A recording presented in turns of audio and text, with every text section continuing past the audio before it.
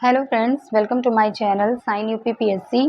Friends, last class में हमने उत्तर प्रदेश समीक्षा अधिकारी सहायक समीक्षा अधिकारी प्रारंभिक पुनर्परीक्षा 2016 जो कि आपके 2020 में कंडक्ट कराई गई थी में हमने जो है हिस्ट्री, जियोग्राफी एंड पॉलिटी के क्वेश्चन को डिस्कस कर लिया है।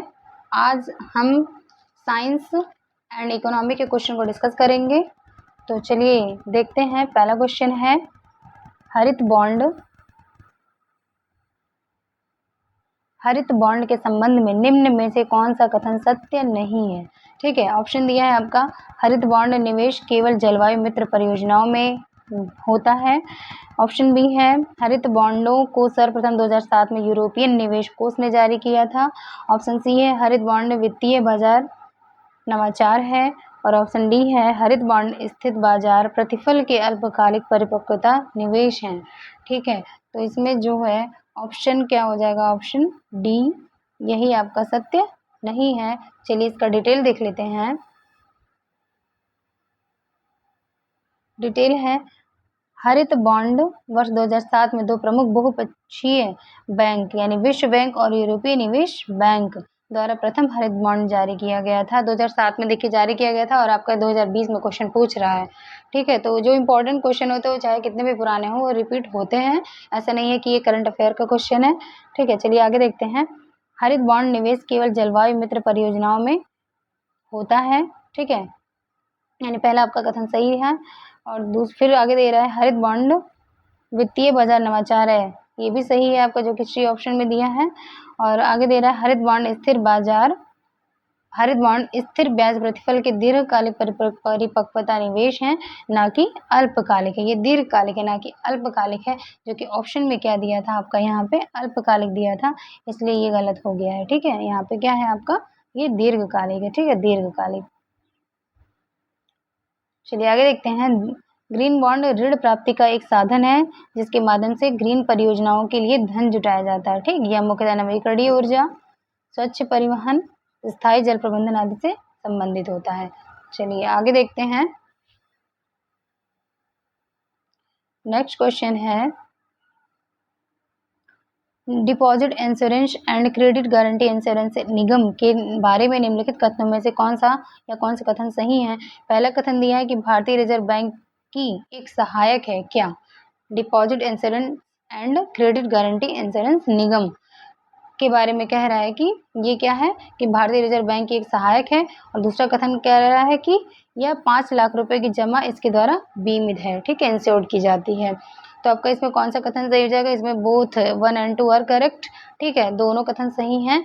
इसका डिटेल देख लेते हैं कि जमा बीमा और क्रेडिट गारंटी निगम वर्ष 1978 में जमा बीमा निगम और credit guarantee corporation of India limited के विलय के बाद अस्तित्व में आया।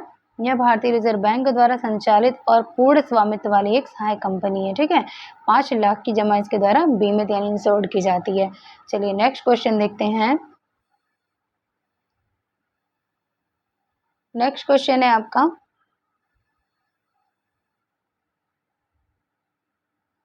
सूची 1 को सूची 2 से सुमेलित करना है। सही कोड का जो है चयन करना है। एक तरफ आपका बैंक दिया है, एक तरफ दिया आपका टाइप, यानी कौन सा बैंक किस प्रकार का है। ठीक है, तो आपका पहला दिया है, इसमें इंडियन बैंक है, आईसीआईसीआई बैंक है, सिटी बैंक है और आपका सारस्वत बैंक है। एक फिर आपका प्रकार क्या दिया, आपका विदेशी है, सहकारी है, निजी है या सार्वजनिक बैंक है। ठीक है, चलिए तो देख लेते हैं। आपका इंडियन बैंक जो है वो कैसा है आपका, इंडियन बैंक जो है ये क्या है आपका, सार्वजनिक यानी पब्लिक बैंक है। ठीक है, इंडियन बैंक आपका सार्वजनिक बैंक है। फिर आईसीआईसीआई बैंक जो है ये आपका क्या है, निजी बैंक है, प्राइवेट बैंक है आईसीआई। ठीक है, आईसीआईसीआई। और आपका सी जो दिया है सिटी बैंक जो है आपका विदेशी बैंक है। ठीक है, और सारस्वत बैंक जो है आपका ये क्या हो जाएगा, सहकारी बैंक। ठीक, चलिए तो इसमें ऑप्शन कौन सा सही हो जाएगा, ऑप्शन डी सही हो जाएगा। ठीक है, चलिए नेक्स्ट क्वेश्चन देखते हैं। नेक्स्ट क्वेश्चन है, निम्नलिखित उपायों पर विचार करें जिन्हें आरबीआई अर्थव्यवस्था में मुद्रास्फीति यानी इन्फ्लेशन को नियंत्रित करने के लिए प्रयोग में लाता है। तो पहला दिया है बैंक दर में कमी, इंक्रीज बैंक रेट। दूसरा दिया है नकद आरक्षित अनुपात में वृद्धि यानी सीआरआर। ठीक है, increase CRR cash reserve ratio. और आपका इसमें तीसरा दिया है कथन कि सांविधिक तरलता अनुपात में वृद्धि यानी इंक्रीज स्टैट्यूटरी लिक्विडिटी रेशियो। और आपका चौथा दिया है सरकारी प्रतिभूतियों का क्रय यानी परचेज ऑफ गवर्नमेंट सिक्योरिटीज। ठीक है, तो आपका इसमें एक सही कोड का चयन करना है। तो इसमें आपका ऑप्शन कौन सा सही हो जाएगा? ऑप्शन बी सही हो जाएगा, 1, 2 और 3, यानी कि 3 आपके सही हैं, चौथा आपका गलत है। ठीक है, एक पहला, दूसरा और तीसरा सही है। यानी कि आरबीआई क्या करता है, जब मुद्रास्फीति को नियंत्रित करना होता है तो आरबीआई क्या क्या करता है? आरबीआई करता है कि इंक्रीज बैंक रेट यानी बैंक दर में वृद्धि कर देता है। ठीक, बैंक दर में वृद्धि कर देता है और आपका कैश रिजर्व रेशियो में वृद्धि कर देता है और सांविधिक तरलता अनुपात में भी वृद्धि कर देता है। ठीक है, ये टॉपिक आपको बहुत इंपॉर्टेंट है, इससे अक्सर जो है क्वेश्चन पूछे जाते हैं। ठीक है, तो इसको आपको याद रखना है और ध्यान से इसके बारे में और डिटेल पढ़ना भी है। चलिए नेक्स्ट क्वेश्चन देखते हैं। नेक्स्ट क्वेश्चन है आपका, भारत का विदेशी व्यापार एवं आर्थिक संगठन और शेयर बाजार से रिलेटेड है। ठीक है, क्वेश्चन नंबर 56 है। इसमें आपका असर्शन और रीजन दिया है। ठीक है, चलिए देख लेते हैं। क्वेश्चन है, कथन आपका इसमें दिया है, जब देश के भुगतान उसके व्यापार में वस्तुओं, सेवाओं, स्थानांतरण एवं शुद्ध आय की प्राप्तियों से अधिक हो जाते हैं तब उसे चालू खाता घाटा यानी करंट अकाउंट डेफिसिट कहते हैं, CAD जिसे कहते हैं। ठीक है, और कारण आपका क्या दिया है? चालू खाता घाटा यानी करंट अकाउंट डेफिसिट तब होता है जब एक देश वस्तुओं, सेवाओं एवं पूंजी का अधिक निर्यात करता है। ठीक है, तो देख लेते हैं इसमें क्या आपका सही है। तो देखिए, इसमें आपका जो है कथन सही है लेकिन आपका जो है कारण गलत है। ठीक, तो इसमें ऑप्शन क्या सही हो जाएगा? ऑप्शन सी सही हो जाएगा, यानी कि ए सत्य है और आर गलत है। चलिए इसका डिटेल देख लेते हैं। ठीक है, डिटेल है आपका, चालू खाता निर्यात आयात के कारण विदेशी मुद्रा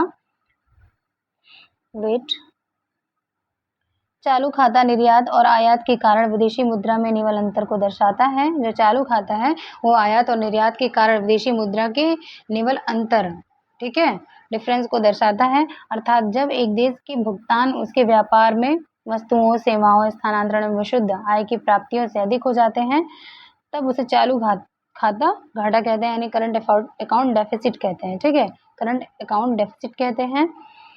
वास्तव में चालू खाता के अंतर्गत मुख्यतः 3 प्रकार के लेन देन, जिसमें पहला वस्तु एवं सेवाओं का आयात निर्यात, दूसरा कर्मचारियों एवं विदेशी निवेश से प्राप्त आय एवं खर्च तथा तीसरा विदेशों से प्राप्त अनुदान राशि, उपहार एवं विदेशों में बसे कामगारों द्वारा भेजी जाने वाले विप्रेषण, जिसे रेमिटेंसेस कहते हैं, कि राशि को शामिल किया जाता है। ठीक है, चलिए नेक्स्ट क्वेश्चन देखते हैं। क्वेश्चन है आपका, WTO के अंतर्गत सरकारी न्यूनतम समर्थन मूल्य SMP एवं बाजार मूल्य के अंतर जब सीधे किसानों को भुगतान किया जाता है तो उसे क्या कहा जाता है? ठीक है, चलिए इसका ऑप्शन तो देख लेते हैं पहले। ऑप्शन है आपका ए नीला बॉक्स सहायता यानी blue box subsidy, option B है ग्रीन बॉक्स सब्सिडी, सी है येलो बॉक्स सब्सिडी, या डी है पिंक बॉक्स सब्सिडीज। ठीक है, तो क्वेश्चन आपका था कि WTO के अंतर्गत सरकारी न्यूनतम समर्थन मूल्य SMP एवं बाजार मूल्य के अंतर्गत जब सीधे किसानों को भुगतान किया जाता है तो उसे क्या कहा जाता है? तो उसे जो है ब्लू बॉक्स सब्सिडी कहा जाता है। ठीक है, ब्लू बॉक्स सब्सिडी कहा जाता है। चलिए इसका डिटेल देख लेते हैं। डिटेल है कि WTO के अंतर्गत सरकारी न्यूनतम समर्थन मूल्य एवं बाजार मूल्य के अंतर जब सीधे किसानों को भुगतान किया जाता है तब इसे नीले बॉक्स सहायता के अंतर्गत रखा जाता है। नीले बॉक्स के अंतर्गत प्राप्त सब्सिडी व्यापार में विकृति उत्पन्न करती है, यानी कि जो है अनबैलेंस्ड कर देता है। ठीक है, आपको इम्पोर्ट और एक्सपोर्ट को। ठीक है, जबकि हरे बॉक्स के अंतर्गत आने वाली सब्सिडी के उत्पादन व व्यापार पर सबसे कम प्रतिकूल प्रभाव पड़ता है। हरे बॉक्स के अंतर्गत क्या आता है? पर्यावरण संरक्षण कार्यक्रम, स्थानीय विकास कार्यक्रम, अनुसंधान इत्यादि। ठीक है, इसके तहत जो है ग्रीन बॉक्स सब्सिडी के अंतर्गत सहायता प्रदान की जाती है। चलिए नेक्स्ट क्वेश्चन देखते हैं, आपका साइंस से रिलेटेड है। ठीक, तो पहला फिजिक्स से रिलेटेड क्वेश्चन है, निम्नलिखित में से कौन सा लौह धातु के क्षय करण में आवश्यक है? केवल ऑक्सीजन, ऑक्सीजन तथा नमी, केवल हाइड्रोजन या हाइड्रोजन तथा नमी। तो क्या हो जाएगा आपका ऑक्सीजन और नमी दोनों ही जो है, जो लोहे पे जंग लगती है इससे लोहे का क्षरण होता है। ठीक है, तो वही कह रहा है कि लौह धातु के क्षय करण में कौन सा आवश्यक है? तो ऑक्सीजन और नमी आवश्यक है। ठीक है, चलिए डिटेल देखते हैं। जब लोहा वायुमंडल के ऑक्सीजन और नमी के संपर्क में आता है और लोहा इनके साथ क्रिया करके कुछ अवांछित यौगिक बना लेता है और लोहे का क्षय होने लगता है। क्षय होने से लोहे का रंग भी बदल जाता है। इस प्रक्रिया को लोहे पर जंग लगना कहते हैं। ठीक, वास्तव में पानी यानी जलवाष्प की बूंदें जब लोहे के संपर्क में आती हैं तो पानी में उपस्थित ऑक्सीजन और कार्बन डाइऑक्साइड लोहे पर एक परत बना लेती हैं। पानी की बूंदों में कार्बन डाइऑक्साइड होने के कारण पानी की चालकता बढ़ जाती है और पानी जल अपघट्य की तरह व्यवहार करता है। यहाँ जल अपघट्य कार्बन डाइऑक्साइड के साथ क्रिया करके विद्युत अपघट्य की तरह आयनों में टूटता है। चलिए नेक्स्ट क्वेश्चन देखते हैं। क्वेश्चन है, सफेद प्रकाश में उपस्थित निम्नलिखित रंगों में से कौन सा रंग शीशा के प्रिज्म द्वारा सबसे कम विचलित होता है? ठीक, ऑप्शन है हरा रंग, ऑप्शन बी है लाल रंग, ऑप्शन सी है बैंगनी रंग और ऑप्शन डी है नारंगी रंग। ठीक, तो सबसे कम कौन विचलित होता है? वो होता है आपका लाल रंग। ठीक, डिटेल देख लेते हैं। रंग का प्रकीर्णन या विचलन उसके तरंग दैर्घ्य पर निर्भर करता है। ये भी लाइन इंपॉर्टेंट है, दे सकता है आपका किस पर निर्भर करता है, देगा तरंग दैर्घ्य या आवृत्ति इस तरह से, तो आपका तरंग दैर्घ्य पर निर्भर करता है। ठीक है, रंग का प्रकीर्णन और विचलन जो है आपका वेवलेंथ यानी तरंग दैर्घ्य पर निर्भर करता है। जिस रंग के प्रकाश की तरंग दैर्घ्य सबसे कम होती है उसका अपवर्तनांक सबसे अधिक होता है, यानी तरंग दैर्घ्य सबसे कम, ठीक है, तो उसका विचलन जो है सबसे अधिक होगा और सबसे विचलन अधिक तो तरंग दैर्घ्य कम होगा। तो यहाँ पे लाल रंग जो तरंग दैर्घ्य होता है वो सबसे अधिक होता है, इसलिए इसका विक्षेपण यानी विचलन सबसे कम होता है। ठीक, जबकि बैंगनी रंग का जो है विक्षेपण सबसे अधिक होता है। अब विक्षेपण यानी विचलन सबसे अधिक है तो वेवलेंथ कितनी हो जाएगी बैंगनी रंग की? तो वेवलेंथ बैंगनी रंग की सबसे कम होती है। ठीक है, यानी जस्ट अपोजिट होता है। वेवलेंथ अगर अधिक है आपका तो क्या हो जाएगा? वेवलेंथ यानी कि तरंग दैर्घ्य अगर आपका अधिक है, ठीक है, तरंग दैर्घ्य अधिक है तो क्या हो जाएगा आपका विचलन जो है आपका कम हो जाएगा। ठीक, चलिए नेक्स्ट क्वेश्चन देखते हैं। क्वेश्चन है, निम्नलिखित में से कौन सा पदार्थ पृथ्वी पर प्राकृतिक रूप से पाया जाने वाला सबसे कठोर पदार्थ है? ये भी रिपीटेड क्वेश्चन है। तो ग्रेफाइट है, वोल्टजाइट, बोरॉन नाइट्राइड है, या लोहा है, या हीरा है। तो आपका क्या हो जाएगा? हीरा। ठीक है, डिटेल देखते हैं। हीरा एक पारदर्शी रत्न है या कार्बन का क्रिस्टलीय अपर रूप है। हीरा में प्रत्येक कार्बन परमाणु 4 अन्य कार्बन परमाणुओं के साथ सहसंयोजी बंध द्वारा जुड़ा रहता है। हीरा ताप तथा विद्युत का कुचालक होता है। हीरा प्राकृतिक पदार्थों में सबसे कठोर होता है। नेक्स्ट क्वेश्चन देखते हैं। निम्नलिखित अम्लों में से किस अम्ल का उपयोग कार बैटरियों में किया जाता है? पता होगा आपको, ये होता है सल्फ्यूरिक एसिड। ठीक है, डिटेल देखते हैं। सल्फ्यूरिक अम्ल एक तीव्र अकार्बनिक अम्ल है। अत्यधिक उपयोगी होने के कारण इसे रसायनों का राजा कहते हैं, यानी इसी को क्या कहते हैं? अम्लराज कहते हैं। ठीक है, रसायनों का राजा यानी कि अम्लराज कहते हैं किसको? H2SO4 यानी सल्फ्यूरिक एसिड को कहते हैं। ठीक, आगे देखते हैं। इस अम्ल का उपयोग पेट्रोलियम के शोधन में, विस्फोटक बनाने में, रंग व औषधियां बनाने में, संचायक बैटरियों में किया जाता है। नेक्स्ट क्वेश्चन देखते हैं। क्वेश्चन है, आलू के चिप्स प्लास्टिक के थैलों में संकुलित किए जाते हैं कौन से? उस यानी कि आलू का जो चिप्स का पैकेट होता है उसमें कौन सी गैस भरी जाती है? पता होगा आपको, नहीं पता तो जान लीजिए, नाइट्रोजन। ठीक है, डिटेल देखते हैं। नाइट्रोजन वायु का एक प्रमुख अवयव है। आयतन की दृष्टि से वायुमंडल का लगभग 78% नाइट्रोजन होता है। नाइट्रोजन यूरिया नामक कार्बनिक यौगिक का भी प्रमुख अवयव है। तो यूरिया में जो नाइट्रोजन होता है कितने परसेंट होता है? तो 46% होता है। ठीक, नाइट्रोजन का उपयोग कृत्रिम गर्भाधान के लिए, बैल के वीर्य को संरक्षित करने में भी होता है तथा विद्युत बल्ब बनाने में, उर्वरक बनाने में, विस्फोटक बनाने में, पैकेटों में बंद खाद्य सामग्री जैसे कि चिप्स को संरक्षित करने में भी नाइट्रोजन का उपयोग होता है। इंपॉर्टेंट है, ये जनरल अवेयरनेस का भी क्वेश्चन है तो आपको ये याद रखना चाहिए। चलिए नेक्स्ट क्वेश्चन देखते हैं। क्वेश्चन है, ठोस अशुद्धियों के शुद्धिकरण के लिए निम्नलिखित में से कौन सी प्रक्रिया उपयोगी नहीं है? ठोस की बात कर रहे हैं, ठीक। तो डिस्टिल वाटर की बात करते हैं ना, डिस्टिलेशन, ठीक, तो वही है। आशवन, सब्लिमेशन ऊर्ध्वपातन, क्रिस्टलाइजेशन क्रिस्टलीकरण, या ऑल ऑफ द अबव, ठीक, उपरोक्त सभी। तो कह रहा है कि ठोस अशुद्धियों के शुद्धिकरण के लिए तो आशवन क्या है आपके जल, तो यही नहीं होगा, ठीक है। आशवन जो है, डिस्टिलाइजेशन जो है ये द्रव के लिए उपयोग होता है, ठीक। तो पूछा इसमें कौन सा उपयोगी नहीं है ठोस के लिए, तो आपका यही नहीं है, ठीक है। तो ये आंसर आपका हो जाएगा सही। चलिए इसका डिटेल देख लेते हैं। आसवन किसी मिश्रित द्रव के अवयवों को उनके वाष्पन सक्रियताओं के अंतर के आधार पर उन्हें अलग करने की विधि है, ठीक है। आसवन जो है मिश्रित द्रव के अवयवों को उनके वाष्पन सक्रियताओं के अंतर के आधार पर उन्हें अलग करने की विधि है, ठीक। यह पृथक्करण की भौतिक विधि है, यानी कि आप इसको एक रूप से दूसरे रूप में चेंज कर सकते हैं, इसीलिए इसको भौतिक नाम दिया गया है, ठीक है। जैसे ठोस से वाष्प, वाष्प पे ठोस, ठीक। कच्चे तेल के विभिन्न अवयवों को पृथक करने के लिए इस विधि का प्रयोग किया जाता है, यानी रिफाइनरीज वगैरह में, ठीक। पानी का आशवन करने से उसकी अशुद्धियां निकल जाती हैं और जल शुद्ध हो जाता है, जिसे वही डिस्टिल वाटर की बात करते हैं। आसन विधि ठोस अशुद्धियों के शुद्धिकरण के प्रयोग नहीं होता है, ठीक। चलिए नेक्स्ट क्वेश्चन देखते हैं। हींग प्राप्त की जाती है किससे?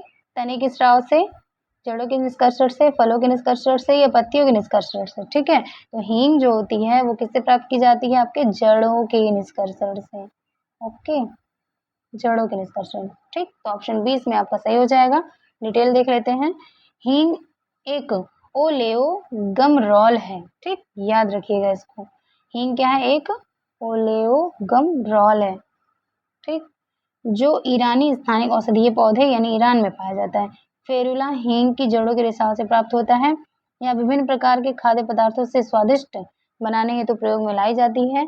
परंपरागत रूप से कच्चे हींग का स्वाद लहसुन जैसा होता है, ठीक। हींग का प्रयोग औषधि के रूप में भी होता है। चलिए नेक्स्ट क्वेश्चन देखते हैं। क्वेश्चन है आपका सही, यहाँ पे दिया है कूट का मिलाना है। सूची 1 दिया है, सूची 2 दिया है। पहला दिया है इसमें विटामिन, और कौन सा विटामिन जो है किसका स्रोत है, या कौन सा विटामिन किस में पाया जाता है, ठीक। चलिए देख लेते हैं। तो विटामिन ए किस में पाया जाता है? आपका विटामिन के किस में पाया जाता है? विटामिन के जो है आपका पाया जाता है अल्फा अल्फा, ठीक। और विटामिन के जो है वो अल्फा अल्फा से सुमेलित है। विटामिन डी है ये आपका कॉड आयल, ठीक, कॉड लिवर आयल, मछली का जो यकृत होता है उसमें पाया जाता है विटामिन डी, ठीक। विटामिन ई जो होता है वो किसका स्रोत होता है? विटामिन ई, तो ये होता है आपका गेहूं भ्रूण तेल का, व्हीट जर्म ऑयल में विटामिन ए पाया जाता है, ठीक। और विटामिन सी जो होता है ये आपका कहाँ होता है? नींबू में होता है, सिट्रिक, ठीक है। तो इसमें आपका कौन सा ऑप्शन सही हो जाएगा? ऑप्शन डी सही हो जाएगा, ठीक है। ऑप्शन आपका डी सही हो जाएगा। चलिए नेक्स्ट क्वेश्चन देखते हैं। त्रिकोष्ठीय हृदय पाया जाता है। 3 chambered heart is found in स्तनधारियों में यानी मैमल्स में, बर्ड्स में, एम्फीबियंस में, या मछलियों में यानी फिशेज में, ठीक है। तो किसमें पाया जाता है त्रिकोष्ठीय हृदय? ये एम्फीबियस यानी ये उभयचरों में पाया जाता है, जो स्थल और जल दोनों में रहते हैं, उनमें त्रिकोष्ठीय यानी 3 चैम्बर्ड हार्ट पाया जाता है, ठीक। डिटेल देख लेते हैं। उभयचर वर्ग के सदस्य जल और स्थल दोनों में पाए जाते हैं। ये अनियतापी जंतु होते हैं। इनमें त्रिकोष्ठीय हृदय पाया जाता है, 1 नीले और 2 आलिंद। स्तनधारी एवं पक्षियों के हृदय 4 कक्षों में विभाजित होते हैं, जिसमें आपका क्या आता है? मनुष्य यानी हम भी आ जाते हैं उसमें, ठीक है। चलिए जिसमें क्या होता है आपका 2 नीले और 2 आलिंद होता है। मछलियां मत्स्य वर्ग के अंतर्गत आती हैं, जो लवणीय एवं मृदु जल दोनों में पाई जाती हैं। इनका हृदय द्विवेशमी होता है। तो मछलियों का जो हृदय होता है वो द्विवेशमी होता है, और केवल अशुद्ध रक्त ही ये पंप करता है, ठीक है। चलिए आगे देखते हैं। नेक्स्ट क्वेश्चन है एग्रीकल्चर से रिलेटेड है आपका। निम्नलिखित में से कौन सा सुमेलित नहीं है, ठीक। एक तरफ फसल दिया, एक तरफ आपका खरपतवार दिया है, ठीक है। चलिए देख लेते हैं कौन सा सुमेलित नहीं है। एक पहला दिया आपका गेहूं फलेरिस माइनर, ठीक है। गेहूं दिया है फलेरिस माइनर, यानी गेहूं के खेत में या गेहूं की जब फसल उगाई जाती है तो उसमें कौन सा खरपतवार जो है उगने लगता है? तो फ्लेरिस माइनर। तो आपका ये पहला जो है आपका ये सही है, ठीक। दूसरा दिया है धान। धान में क्या बथुआ होता है? बिल्कुल गलत है। बथुआ तो कहाँ होता है आपका? ये व्हीट यानी कि गेहूं में होता है। जो बथुआ होता है ये आपका कहाँ होता है? व्हीट में होता है। ठीक, व्हीट में बथुआ। ठीक, आपका यही वाला ऑप्शन जो है यही सही है। ठीक।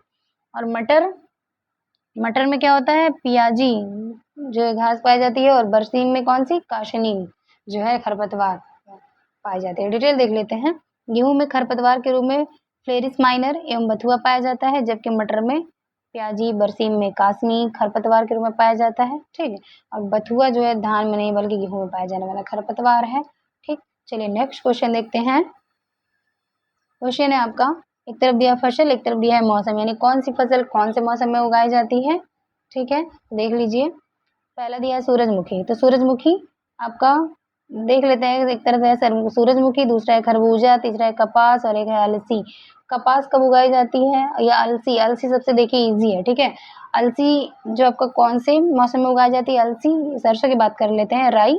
ठीक है, ये आपके कौन से मौसम की फसल है? ठंडी में ना, तो ये हो जाएगा आपका सर्दी के मौसम में अलसी। ठीक है, कपास जो है ये आपकी कौन सी फसल है? किस मौसम की? खरीफ यानी वर्षा की फसल, वर्षा ऋतु की फसल है खरीफ। ठीक, खरबूजा आपको पता ही होगा ये जायद की फसल है। ठीक, और सूरजमुखी जो हो जाएगा ये आपका, ये सभी मौसम में उगाई जा सकती है। ठीक, यानी सूरजमुखी की खेती जो है सभी मौसम के लिए बेस्ट है। ठीक, तो इसमें आपका ऑप्शन कौन सा सही हो जाएगा? ऑप्शन बी सही हो जाएगा। चलिए नेक्स्ट क्वेश्चन देखते हैं। विज्ञान प्रौद्योगिकी से रिलेटेड है। क्वेश्चन है पहला कि महासागर में डूबी हुई वस्तुओं की स्थिति जानने के लिए निम्नलिखित में से किस यंत्र का प्रयोग किया जाता है? तो महासागर में डूबी हुई वस्तुओं का जो है पता लगाने के लिए हम सोनार जो है यंत्र का प्रयोग करते हैं। सोनार, SONAR। ठीक, सोनार। साउंड नेविगेशन, ठीक, and ranging. Sound navigation and ranging. ठीक, चलो डिटेल देख लेते हैं। सोनार एक तकनीकी है जो नौ संचालन, जल के अंदर संचार करने तथा जल के अंदर या सतह पर वस्तुओं का पता लगाने के लिए ध्वनि संचरण का उपयोग करती है। इस तकनीकी से समुद्र में गहराई भी मापी जाती है। वास्तव में इस तकनीकी में एक तरफ से ध्वनि को भेजा जाता है। जब ध्वनि तरंग के सामने कोई वस्तु आ जाती है तो ध्वनि तरंगे उससे टकराकर वापस आ जाती हैं, जिससे दूरी का पता लगाया जाता है। ठीक, चलिए नेक्स्ट एंड लास्ट क्वेश्चन देखते हैं आज के टॉपिक का। जेनेटिक उद्योग में सम्मिलित है, क्या है? एग्रीकल्चर, मछली पकड़ना, शिकार करना या खनन। ठीक, तो जेनेटिक इंडस्ट्री में क्या है आपका? कृषि करना। ठीक है, जेनेटिक इंडस्ट्री में आपका कृषि करना, या ऑप्शन ए सही हो जाएगा। डिटेल देख लेते हैं। जेनेटिक उद्योग कृषि से संबंधित है। ठीक, आनुवांशिक अभियांत्रिकी यानी जेनेटिक इंजीनियरिंग में आनुवांशिक सामग्री यानी DNA और RNA के रसायन विज्ञान को बदलने की तकनीकी शामिल है। यानी जेनेटिक जो है इंडस्ट्री की बात करेगा तो वो कृषि से रिलेटेड है।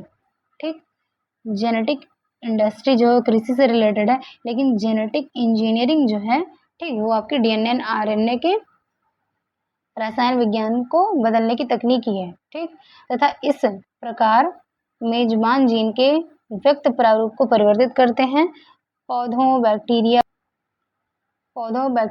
कवक एवं वे जानवर जिनके हेर फेर कर परिवर्तन किया गया है आनुवांशिक रूप से संशोधित जीव कहा जाता है। तो फ्रेंड्स आज के टॉपिक को यहीं समाप्त करते हैं।